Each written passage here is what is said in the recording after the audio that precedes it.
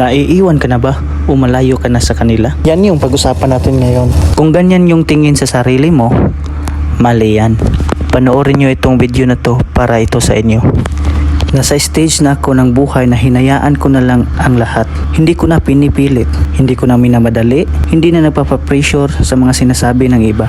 Mas maganda pag nakapokus ka lang sa sarili mong pahinga. Mas magaan sa pakiramdam, mas lalong na-enjoy ang buhay mo sa pagproseso. Ngayon, naniwala ako na kung para sa akin talaga, ibibigay yun ni Lord sa tamang oras at sa tamang panahon.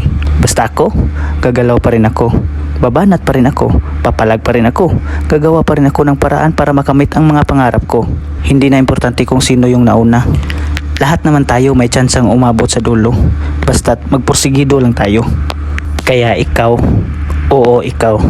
labad lang, hindi pa tapos ang ating kwento. Habang may buhay, may pag-asa.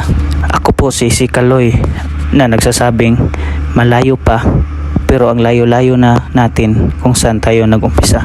Be safe and God bless.